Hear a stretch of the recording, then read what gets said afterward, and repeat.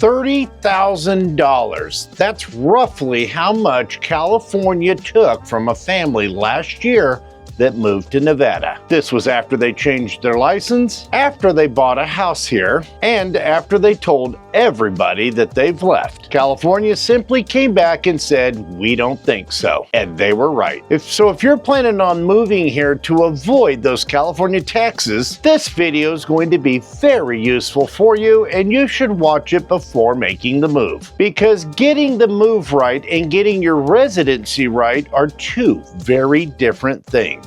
And for most families, they only figure that out after the letter shows up. Hi, I'm Raynor, and I'm a broker here in Nevada and also in California. I moved here myself in 2015, and I have been watching this play out after I fought it myself. And the pattern is always the same. Someone does the math, and they figure out they're writing a check for $25,000 to $40,000 every single year to the state of California. And they think, I'm out. Which is pretty fair. The math is compelling. But then they do the move the same way Californians do everything, with a lot of confidence and not quite enough paperwork. And California sits in the shadows very patiently waiting. So let's talk about how not to be that person. Don't be that guy, Bob.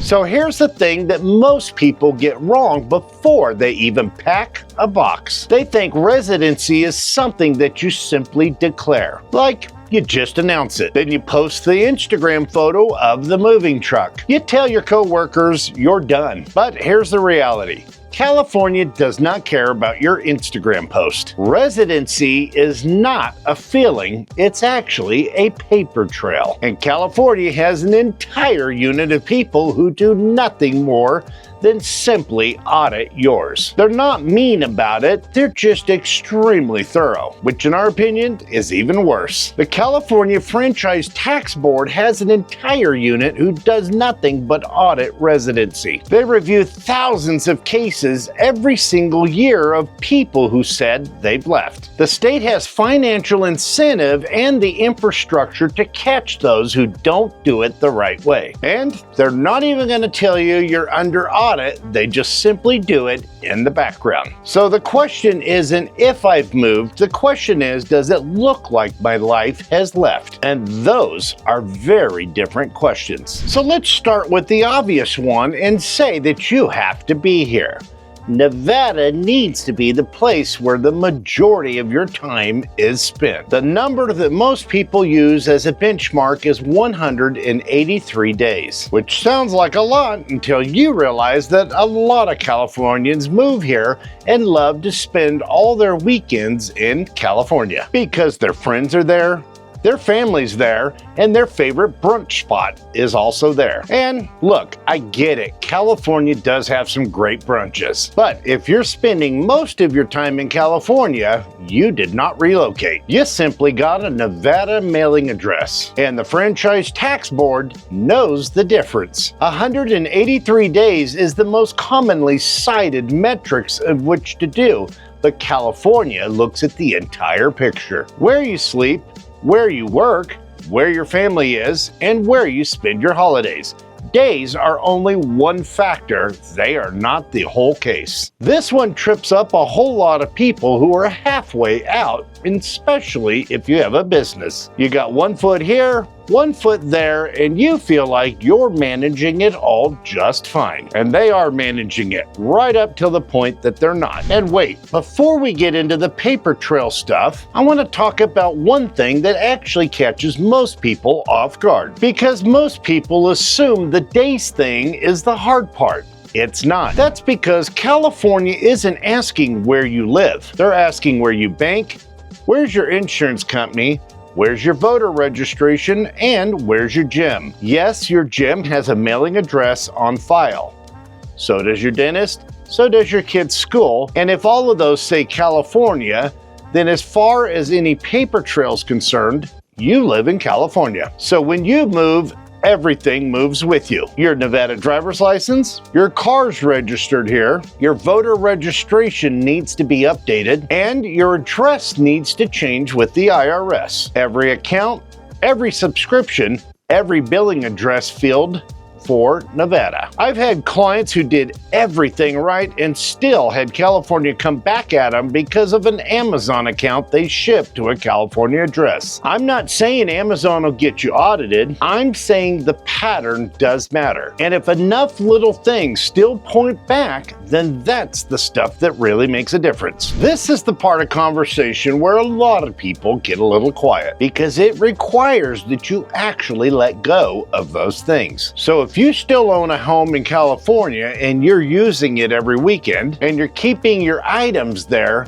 it's not a vacation property. They consider that to be a California domicile, and they're going to end up treating it like one. Same doctors, same advisors, and same CPA. So if your entire professional life is still rooted in California, you haven't really changed the base of your operations. You've simply changed your zip code, and those are very different things. Now for business owners, this gets even more specific and even more expensive if you miss it. If you have a California corporation or LLC, simply dissolving it is not going to get it done for you. You have to also formally close it out with the Franchise Tax Board separately. So make sure you file the paperwork and get the confirmation, because until you do, that entity still lives in their system. And as long as it's active, they just keep on billing for it. I know a lady who left California owing a small bill of about $20,000 to $30,000.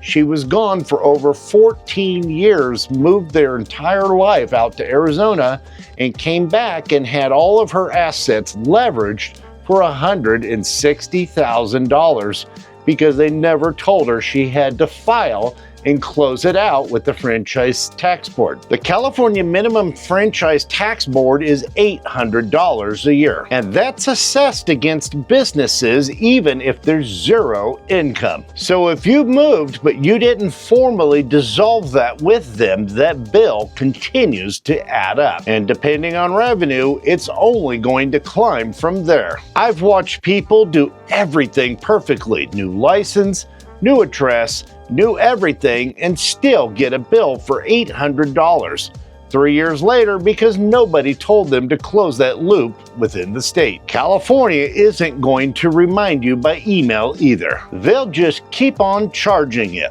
So if you have a business, it moves with you. Dissolve the California one with the Secretary of State and also the Franchise Tax Board and reset it up here in Nevada. That last step is one that a lot of people skip because nobody tells them that they have to do that. Okay, so you've done all that. You're good, right? Almost. But there's one more place where this all falls apart at tax time. I want to tell you about a call I got just a couple years ago. Somebody had already bought a house here, already moved, so they thought they were done. And they called me because their California CPA flagged something. They had used a different agent in California and their escrow closed in a way that created and triggered a tax bill they weren't expecting. Not a huge number, but it wasn't nothing either. It was also completely avoidable if the timing had been structured just a little bit different. And that's the conversation I want to have with people before the escrow closes, not afterwards. My wife Cindy has spent 20 years in title and escrow and an additional 14 years in lending, which means we're not just sitting across the table from a client. We're not just thinking about whether the house itself makes sense. We're thinking about how the deal's actually structured. We're thinking about how it closes and how all the little details interact with each other to create your move. Most agents don't think about all these details until after it's become a problem. We both personally made that move and we've been thinking about these details for a long time. Generally, we see it's the first year that gets them at tax time after the move. Here's what that move should look like. A partial year residency with a tax filing in California. You're going to pay taxes for the time that you were still there as a resident. The Nevada return, nothing. We have zero income tax, but that becomes part of the picture. But there are still a few details that can mess up how that split actually looks. If you sold stock after you moved, but the gain was while you were still in California, there may may still be a California exposure on that gain. If you have deferred comp that vests or pays out after the move, you will have that same issue. Also,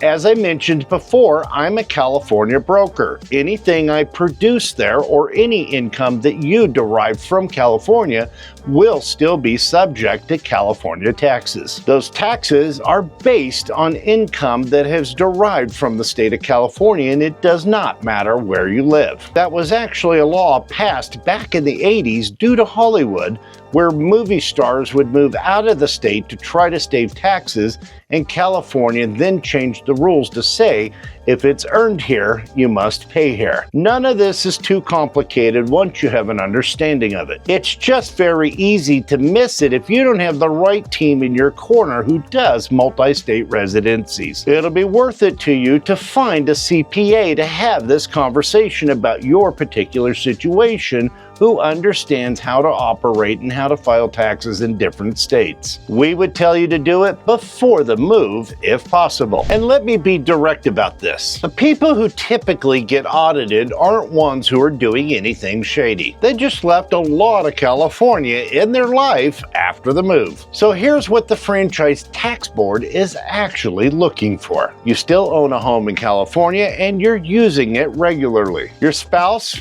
or your kids are still there, or they're still in school. Your business still operates out of there. You're constantly there for summer, for family holidays, and the entire season. That last one gets more people than what you would actually think. And there's a specific type of Californian who moves to Nevada in March. They spend their summers back in California and their winters in Nevada. Because, and this one's real, they say the weather is better there. I can appreciate the logic. The Franchise Tax Board, on the other hand, does not. The basic test they look at is, does it look like your life actually moved? Or does it look like you're maintaining two lives with simply a Nevada ID? And California is very good at figuring out which one it is. So the person I mentioned up front, the 30,000, right? Want to know what they did wrong? They did most of it right. New license, new address, bought a house here, moved all their stuff. What they didn't do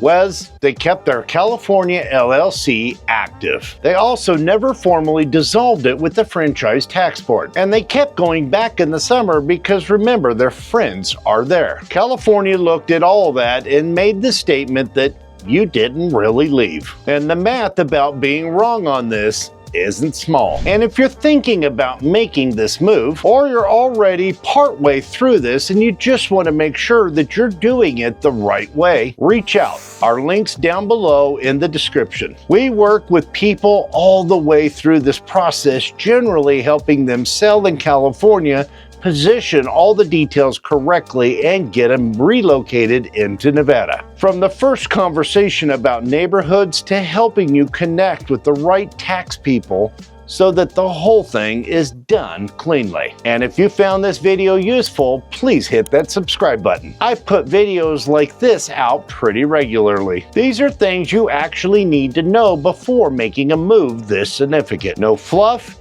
just what we have seen work. I'm Chris Raynor, your go-to realtor for all things Reno. Until the next one, we'll see you then.